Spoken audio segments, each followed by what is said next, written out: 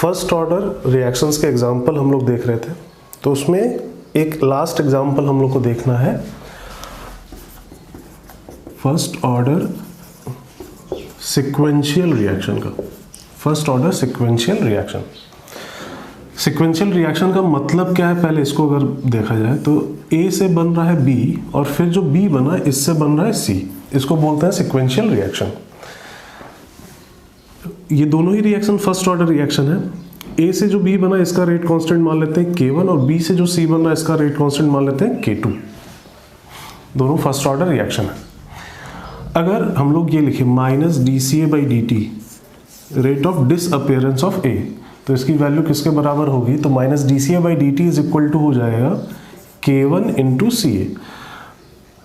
Minus dCA/dt मतलब rate of disappearance of A, उसकी value किसके बराबर, तो इस रिएक्शन के रेट के बराबर, और इस रिएक्शन का रेट कितना, तो K1 इंटू CA, तो K1 CA के बराबर। दूसरी चीज है dCB/dt rate of appearance of B, और तीसरी चीज है dCC/dt rate of appearance of C। तो इसकी बात ना करके पहले इसकी बात करते हैं, dCC/dt rate of appearance of C, तो इसकी वैल्यू किसके बराबर होगी, तो C सेकेंड वाले रिएक्शन से अपीयर हो रहा है, जो इस रिएक्शन का रेट है वही C के अपीयरेंस का रेट होगा। इस रिएक्शन का रेट कितना है, तो K2 इंटू CB, तो K2 इंटू CB।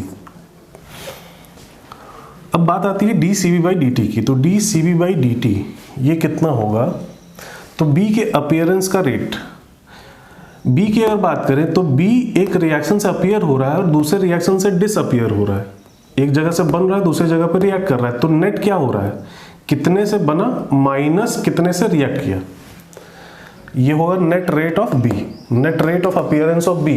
B कितने से बना माइनस B कितने से रिएक्ट कर गया, ये होगा उसका नेट रेट। तो B कितने से बना, पहले अगर इसकी बात करें तो B यहां से बन रहा है, किस रेट से बनेगा, तो इस रिएक्शन का रेट है K1CA, तो K1CA से बना, रिएक्ट कितने से कर गया, तो K2CB से रिएक्ट कर गया, तो माइनस हो जाएगा K2CB, तो ये होगा dCB/dt। अब यहां से हमें इक्वेशंस निकालने हैं, A के कंसंट्रेशन का एक्सप्रेशन, B के कंसंट्रेशन का एक्सप्रेशन और C के कंसंट्रेशन का एक्सप्रेशन किसी टाइम t पे। तो A के कंसंट्रेशन का अगर एक्सप्रेशन निकालना है तो उसके लिए इसको इंटीग्रेट करना पड़ेगा, minus dCA/dt is equal to K1CA। First order वाला ही डेरिवेशन है ये, K की जगह यहाँ पे K1 है, तो फर्स्ट ऑर्डर वाला ही इक्वेशन आ जाएगा जो हम लोगों ने फर्स्ट ऑर्डर में लिखा था। Concentration of A at any time t is equal to हो जाएगा C0 e raise to the power minus K1t आ जाएगा, बस K की जगह K1 आ जाएगा। वहां पे होता था Ct is equal to C0 e raise to the power minus Kt, तो यहाँ माइनस K1t ऐसा हो जाएगा। तो ये कंसंट्रेशन ऑफ A का एक्सप्रेशन हो गया एट एनी टाइम t। अब बात आती है B के कंसंट्रेशन की, B का कंसंट्रेशन कितना होगा ये निकालना होता है हमें। तो इसके लिए इसको इंटीग्रेट करना पड़ेगा हमें, dCB/dt is equal to K1CA minus K2CB। इस K2CB को लेफ्ट साइड में ले आते हैं, तो dCB/dt plus K2CB is equal to K1CA। तो ये एक डिफरेंशियल इक्वेशन है और ये थोड़ा डिफरेंट टाइप का डिफरेंशियल इक्वेशन है। इसको इंटीग्रेट करने के लिए एक्चुअली इसको आप लोग पढ़ेंगे भी मैथ्स में, चैप्टर जो है डिफरेंशियल इक्वेशन उसमें पढ़ेंगे भी। ये थोड़ा डिफरेंट टाइप का डिफरेंशियल इक्वेशन है। इसको ऐसा बोला जाता है dy/dx plus py is equal to qx। मतलब p इंटू वाई है, p into y is equal to qx। इस टाइप का जो डिफरेंशियल इक्वेशन होता है इसको लीनियर डिफरेंशियल इक्वेशन बोला जाता है, और यहाँ पे एक इंटीग्रेटिंग फैक्टर नाम की चीज होती है जिसकी वैल्यू होती है e raise to the power integral p dx, e raise to the power integral p dx। ये सब आपको मैथ्स में पढ़ना है, मैथ्स में पढ़ेंगे। ये तरीका होता है इस तरह के डिफरेंशियल इक्वेशन को सॉल्व करने का। एक इंटीग्रेटिंग फैक्टर होता है e raise to the power integral p dx, इससे हम लोग पूरे इससे हम लोग पूरे इक्वेशन को मल्टीप्लाई कर देते हैं, जिससे फिर उसको सॉल्व किया जा सकता है। तो अगर इसको कंपेयर किया जाए, इस इक्वेशन को इससे अगर हम लोग कंपेयर करें तो dy/dx plus py is equal to qx। तो यहाँ पे क्या है, py है ये, तो p के जगह पे क्या आ रहा है, तो k2 आ रहा है। p के जगह पे k2 है, तो p की वैल्यू हो गई है k2। अच्छा, अभी अगर देखा जाए तो इस इक्वेशन में 3 वेरिएबल है, एक तो t है, दूसरा cb है और तीसरा ca है। तो पहले तो इसको 2 वेरिएबल में बदल दिया जाए, तो dCb/dt plus k2cb is equal to k1 और कंसंट्रेशन ऑफ A कितना है, तो C0 e⁻ -k1t। अब इसका इंटीग्रेटिंग फैक्टर निकाल लिया जाए। इसका इंटीग्रेटिंग फैक्टर e⁻इंटीग्रल k2 dt होगा। यहाँ पे k2 है तो k2 dt, तो e⁻इंटीग्रल k2 dt, k2 बाहर आ जाएगा, dt का इंटीग्रेशन t हो जाएगा, मतलब e⁻k2t इसका इंटीग्रेटिंग फैक्टर है। इससे दोनों तरफ हम लोग इस इक्वेशन को मल्टीप्लाई कर देंगे, मतलब क्या हो जाएगा, e⁻k2t dCb/dt plus k2cb into e⁻k2t is equal to k1 C0 e⁻k1t into k2t, e⁻k2t multiply होगा तो क्या हो जाएगा, e⁻k2 -k1 इंटू t। चलिए, इससे फायदा क्या हुआ, e⁻k2t से मल्टीप्लाई करने से फायदा क्या हुआ, ये जो टर्म आपको लेफ्ट साइड में दिख रहा है, इसको डायरेक्टली अब हम लोग क्या लिख सकते हैं, इसको हम लोग ऐसा लिख सकते हैं d of cb into e⁻k2t/dt। मतलब इसका डिफरेंशिएशन ये है t के रिस्पेक्ट में देखा जाए अगर, मतलब u इंटू वी, इसको अगर मान लें u इंटू वी, तो एक बार इस टर्म को बाहर लिख देते हैं, cb का डिफरेंशिएशन dCb/dt हो गया, और एक बार इसको बाहर लिख देते हैं, इसका डिफरेंशिएशन कर देते हैं, cb बाहर रख दिया, e⁻k2t का t के साथ डिफरेंशिएशन e⁻k2t और k2 बाहर आ जाएगा। तो इसको फायदा क्या हो रहा है इस तरह लिखने से, कि हम लोग पूरे इस टर्म को इस तरीके से रिप्रेजेंट कर सकते हैं, इज इक्वल टू हो जाएगा k1 C0 e⁻k2 -k1 into t। अब हमें इसको इंटीग्रेट करना है। इंटीग्रेट करने के लिए dt को हम लोग राइट साइड में ले जाएंगे और फिर इंटीग्रेट करेंगे, d of cb into e⁻k2t is equal to k1 C0 e⁻k2 -k1 into t into dt। अब हम लोग इसको इंटीग्रेट करेंगे। तो आप एक बार वीडियो यहाँ पे पॉज करिए और इसको पूरा पहले नोट करिए, उसके बाद फिर हम लोग आगे कंटिन्यू करेंगे। यहाँ पे वीडियो पॉज करके पूरा कॉपी में ये नोट कर लीजिए।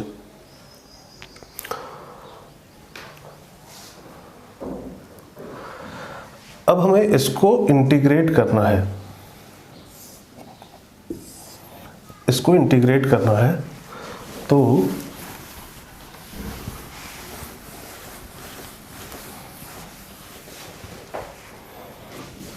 Integral of d of cb into e⁻k2t is equal to integral of k1 C0 into e⁻k2 -k1t into dt।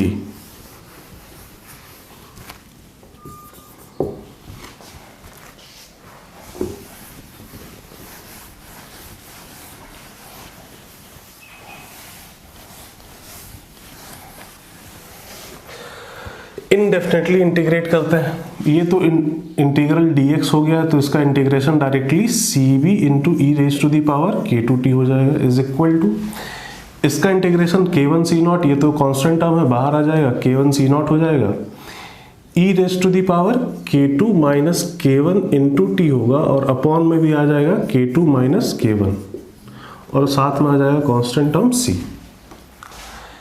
इस c की वैल्यू निकालने के लिए at t equal to 0 b का कंसंट्रेशन 0 होना चाहिए, क्योंकि b बना ही नहीं होगा। तो यहाँ पे अगर रख दिया जाए तो 0 इज इक्वल टू, यहाँ पे आ जाएगा क्या, k1 C0 e⁻k2 -k1 into 0, मतलब ये 1 हो गया, अपॉन में आएगा k2 -k1 प्लस c।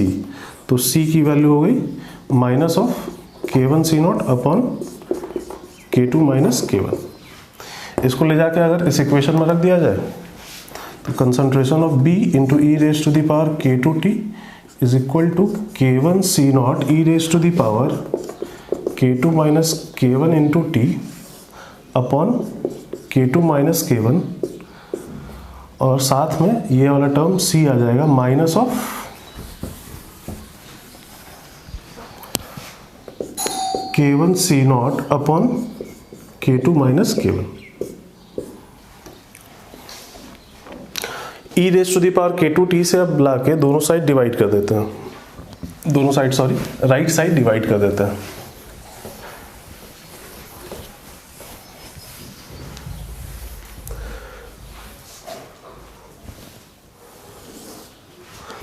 अगर e raise to the power k2t से डिवाइड कर दिया जाए, यहाँ पे अगर डिवाइड करेंगे तो e raise to the power k2t already है, फिर डिवाइड करेंगे तो ये वाला टर्म कैंसिल हो जाएगा। बचेगा क्या यहाँ पे, तो k1 C0 e raise to the power minus k1t upon k2 minus k1, और यहाँ पे अगर e raise to the power k2t से डिवाइड करेंगे तो ऊपर आके e raise to the power minus k2t हो जाएगा। तो कंसंट्रेशन ऑफ B का एक्सप्रेशन क्या आएगा, k1 C0 e raise to the power minus k1t बचेगा अपॉन में k2 माइनस k1, और माइनस में k1 C0 upon k2 minus k1, और e raise to the power k2t जो जिसे डिवाइड किए तो ऊपर जाके e raise to the power minus k2t। तो k1 C0 upon k2 minus k1 ये कॉमन दिख रहा है, तो कंसंट्रेशन ऑफ B अगर लिखना चाहे तो कॉमन लेके k1 C0 upon k2 minus k1 bracket में क्या आ जाएगा, e raise to the power minus k1t minus e raise to the power minus k2t।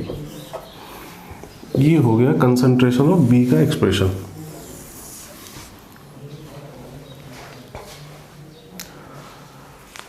तो इस एक्सप्रेशन को याद रखना हमें, कंसंट्रेशन ऑफ B का एक्सप्रेशन है ये, इसको हमें याद रखना है। अब इसके बाद C का कंसंट्रेशन हमें निकालना है, C के कंसंट्रेशन का एक्सप्रेशन निकालना है। तो उसके लिए हम लोगों ने जो लिखा था dCC by dt is equal to K2 into CB starting में लिखा था, अगर याद हो तो। इसमें कंसंट्रेशन ऑफ B का एक्सप्रेशन, क्योंकि यहाँ पे 3 वेरिएबल है, time, concentration of C, concentration of B, तो कंसंट्रेशन ऑफ B का एक्सप्रेशन पूरा ये रखेंगे और फिर इंटीग्रेट करेंगे। एक बार इसको पहले खुद से ट्राई करिए, वीडियो पॉज करिए और खुद से ट्राई करिए। ट्राई करने के बाद फिर वीडियो ऑन करके देखिएगा। तो हम लोग आगे बढ़ते हैं। यहाँ पे हम लोग रखते हैं dCC by dt is equal to K2 into, ये पूरा टर्म आ जाएगा K1 C0 upon K2 minus K1 e raise to the power minus K1t minus e raise to the power minus K2t। इसको dt को इधर लाके integrate करेंगे, dCC by dt is equal to K1 K2 C0 upon K2 minus K1 e raise to the power minus K1t minus e raise to the power minus K2t into dt। Sorry, dt इधर हटा देते हैं। अब इसको integrate किया जाएगा, इतना note कर ले, वीडियो पॉज करके इतना नोट कर ले।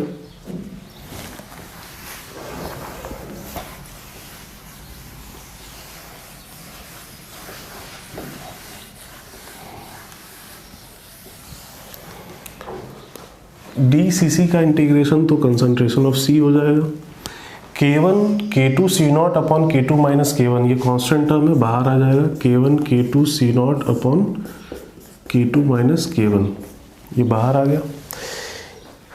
e raise to the power minus K1t, इसका इंटीग्रेशन क्या होगा, e raise to the power minus K1t upon में आ जाएगा माइनस K1, और उसका integration minus of e raise to the power minus K2t और अपॉन में आ जाएगा माइनस K2,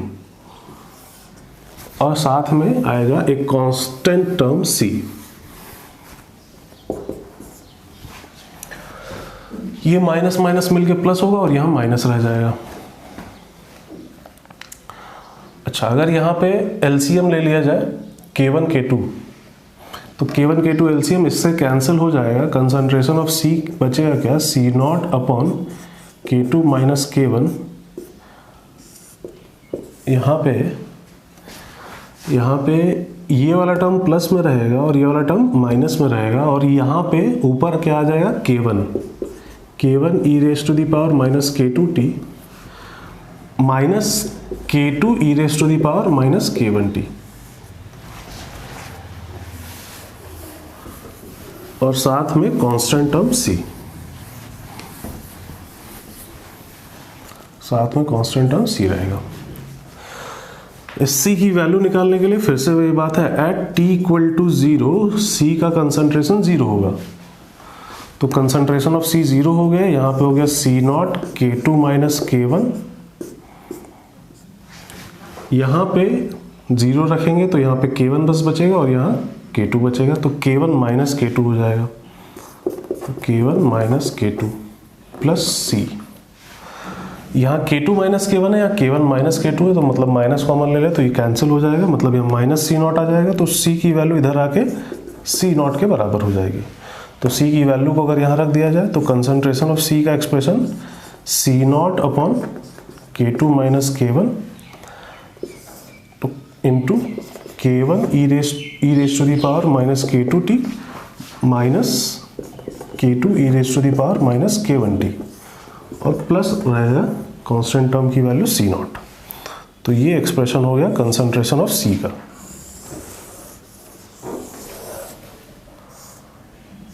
ये कंसंट्रेशन ऑफ C का एक्सप्रेशन हो गया। तो ये तीनों का एक्सप्रेशन हम लोगों ने निकाल लिया, concentration of A, concentration of B और कंसंट्रेशन ऑफ C। इन तीनों का एक्सप्रेशन हम लोग कैलकुलेट कर लिए। तो इसमें यही हम लोग को कैलकुलेट भी करना होता है, बहुत ज़्यादा इसमें हम लोग को नहीं देखना है। इसमें न्यूमेरिकल्स नहीं आते हैं, जनरली केमिस्ट्री में नहीं आते हैं। एक्चुअली इन सब चीज़ों का एप्लीकेशन रेडियो एक्टिविटी में भी है। रेडियो एक्टिव रिएक्शंस जितने भी होते हैं सारे फर्स्ट ऑर्डर रिएक्शंस होते हैं, तो उसमें भी यूज़ होता है फर्स्ट ऑर्डर में हम लोग जो चीज़ें देख रहे हैं। और first order parallel reaction, first order sequential reaction, ये वहाँ पे भी यूज़ होता है। केमिस्ट्री में इसके क्वेश्चंस नहीं आते हैं, बट आप लोग को रेडियो एक्टिविटी फिजिक्स में भी पढ़ना है और उसमें ये सारी चीज़ें अप्लाई होती हैं। वहाँ पे क्वेश्चंस भी आते हैं पैरेलल रिएक्शन पे बेस्ड, सिक्वेंशियल रिएक्शन पे बेस्ड, तो बहुत ज़्यादा हेल्प मिलेगी वहाँ के क्वेश्चंस को करने के लिए इन सब चीज़ों से। खैर, तो हमें याद रखना है expression for concentration of A, concentration of B और कंसंट्रेशन ऑफ C। अगर वहाँ पे कोई क्वेश्चन आ जाता है कि इनमें से कौन सा एक्सप्रेशन सही है B के कंसंट्रेशन का, तो ऐसा नहीं कि आप वहाँ बैठ के डिराइव कर रहे होंगे, बहुत लंबा है डेरिवेशन, टाइम लगेगा, तो हमें याद करना पड़ेगा इनके कंसंट्रेशन का एक्सप्रेशन। अब एक चीज़ है कि हम लोग ये देख रहे हैं सिक्वेंशियल रिएक्शन में कि A से बन रहा है B और B से बन रहा है C। A से B बन रहा है और B से C बन रहा है, तो होगा क्या कि B का अमाउंट बढ़ भी रहा होगा, B का अमाउंट घट भी रहा होगा। अच्छा, इनिशियली अगर देखा जाए तो इनिशियली B का कंसंट्रेशन कितना रहा होगा, तो 0। और लॉन्ग टाइम की अगर बात करें तो लॉन्ग टाइम पर रिएक्शन कंप्लीट हो जाएगी, तो फाइनली B का कंसंट्रेशन भी 0 हो जाएगा।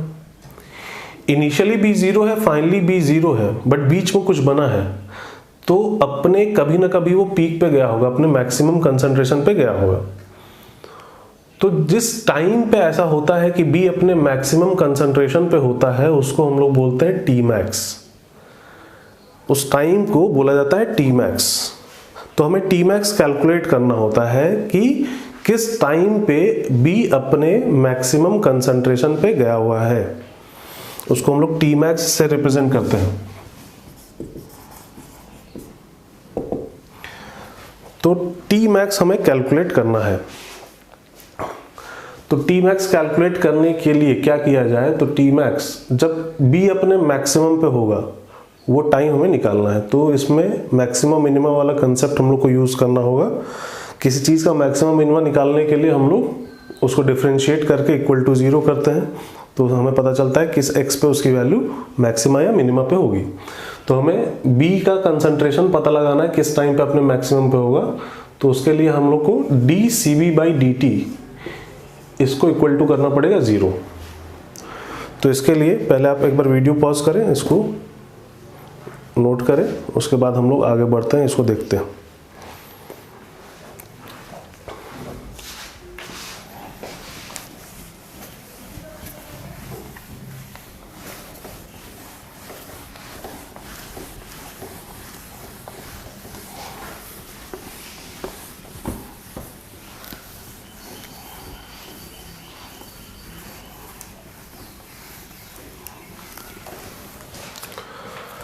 अगर कंसंट्रेशन ऑफ B का एक्सप्रेशन लिखा जाए तो वो हम लोग ने लिखा था K1C0 upon K2 minus K1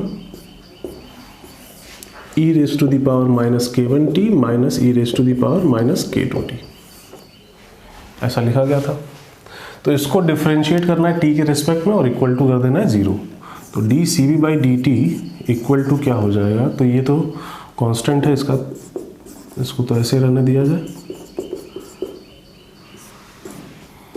यहाँ पे इसका डिफरेंशिएशन क्या होगा, तो minus K1 e raise to the power minus K1t, और यहाँ पे क्या हो जाएगा, तो माइनस बाहर आके प्लस हो जाएगा K2 e raise to the power minus K2t is equal to 0। dCV/dt को इक्वल टू 0। तो ये वाला टर्म तो उधर नीचे जाके 0 के नीचे 0 ही हो गया। ये वाला टर्म इक्वल टू 0 करेंगे, यहाँ माइनस है तो उधर चला जाएगा, मतलब K2 e raise to the power minus K2t is equal to K1 e raise to the power minus K1t। तो यहाँ से K1 को इधर ले जाते हैं, ये वाला टर्म इधर ले जाते हैं, तो K2 upon K1 is equal to e raise to the power, इसको अगर नीचे ले आएंगे तो ऊपर जाके प्लस K2t होगा, तो K2 minus K1 into T. हमें t की वैल्यू चाहिए, तो एक काम करते हैं, इसका नेचुरल लॉग ले लेते हैं दोनों तरफ। तो ln of K2/K1 is equal to क्या हो जाएगा, ln बेस e है और e का पावर, तो पावर बाहर आएगा और ln e 1 हो जाएगा, मतलब K2 minus K1 into T, और ये ln e मतलब ये 1 हो गया। तो यहाँ से t की वैल्यू आ जाएगी, t इक्वल टू क्या हो जाएगा, t equal to 1 upon K2 minus K1 ln of K2/K1। और इसी टाइम को हम लोग बोल देंगे टी मैक्स, क्योंकि हमें पता है कि मैक्सिमा ही एग्जिस्ट करेगा, मिनिमा एग्जिस्ट नहीं करेगा।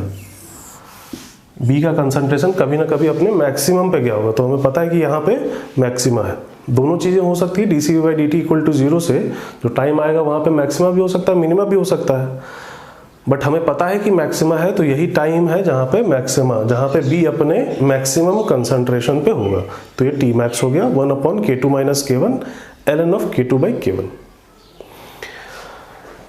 इसको नोट कर लिए, वीडियो पॉज करके इसको नोट कर ले।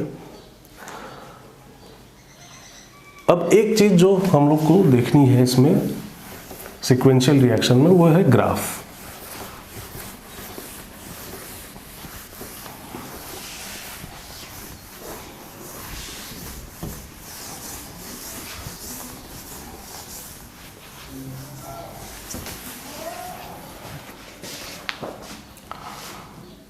A से B बन रहा था, B से C बन रहा था, K1 K2।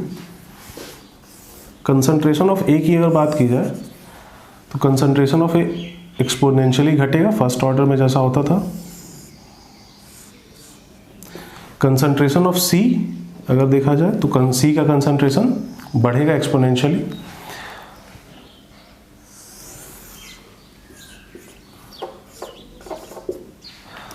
बात है कंसंट्रेशन ऑफ B की, तो B का कंसंट्रेशन पहले बढ़ेगा और फिर घटेगा। इनिशियली B जो रहा होगा वो C से ज़्यादा रहा होगा, तो इस टाइप का कुछ ग्राफ आएगा for concentration of B। B का कंसंट्रेशन बढ़ेगा और फिर घटेगा, कभी ना कभी अपने मैक्सिमा पे पहुंचा है, और जब अपने मैक्सिमा पे पहुंचा है, जिस टाइम पे, इधर टाइम है, जिस टाइम पे मैक्सिमा पे पहुंचा वही है टी मैक्स, ये है टी मैक्स। इधर है कंसंट्रेशन इधर है टाइम। तो ये C का कंसंट्रेशन हो गया, ये A का हो गया, और ये वाला कंसंट्रेशन ऑफ B का ग्राफ हो गया। और ये तब लिया गया है, ये ग्राफ हम लोग तब बनाते हैं जब K1 और K2 कंपेरेबल वैल्यूज हैं। बट यहाँ पे कंडीशन भी ली जाती है, अगर सपोज करिए K1 की वैल्यू K2 से बहुत ज़्यादा हुई, तब ग्राफ कैसा बनेगा। अगर K1 की वैल्यू K2 से बहुत ज़्यादा है, अगर K1 बहुत ज़्यादा है K2 से, तो ये वाला रिएक्शन बहुत तेज़ी से हो रहा होगा। ये रिएक्शन बहुत तेज़ी से हो रहा है, इसका मतलब क्या, B बहुत तेज़ी से बन रहा है, बट रिएक्ट बहुत स्लो कर रहा है क्योंकि K2 बहुत कम है। तो B के कंसंट्रेशन पे क्या इफेक्ट पड़ेगा कि B का जो मैक्सिमम कंसंट्रेशन जब पहुंच रहा है वो बहुत ज़्यादा होगा, पिछले बार के कंपैरिजन में काफ़ी ज़्यादा होगा। तो अगर ग्राफ ड्रॉ किया जाए तो A का कंसंट्रेशन टाइम के साथ घटेगा, एक्सपोनेंशियली घटेगा ये। C का कंसंट्रेशन धीरे धीरे बढ़ेगा एक्सपोनेंशियली, धीरे धीरे बढ़ेगा। B का कंसंट्रेशन का ग्राफ कुछ ऐसा आ सकता है इस बार।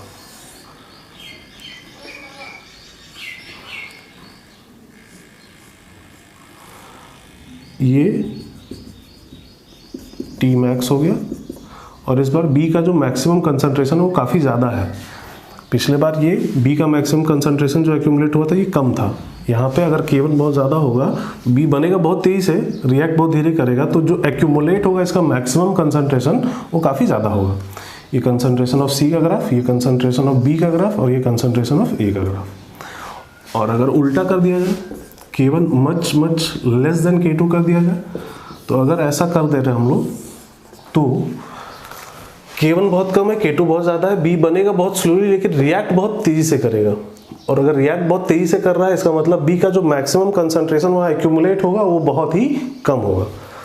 तो अगर ग्राफ इस केस में हम लोग ड्रॉ करें तो A का कंसंट्रेशन एक्सपोनेंशियली घटेगा,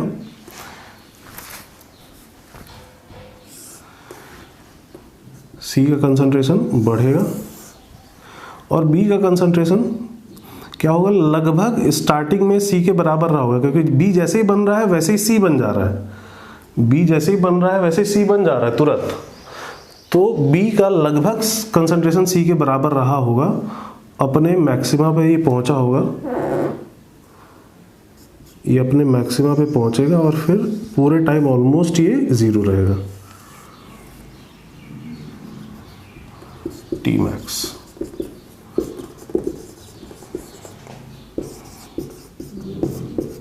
ये कंसंट्रेशन ऑफ C हो गया, ये कंसंट्रेशन ऑफ A हो गया, और ये कंसंट्रेशन ऑफ B हो गया। तो 3 कंडीशन में हम लोग ग्राफ बनाते हैं। आपसे पूछा जा सकता है कि अगर ये कंडीशन हो तो ग्राफ कैसा होगा, कंपैरेटिवली ग्राफ कैसा होगा, ये बोला जा सकता है। तो इन ग्राफ को वहाँ पे ड्रॉ कर लेंगे।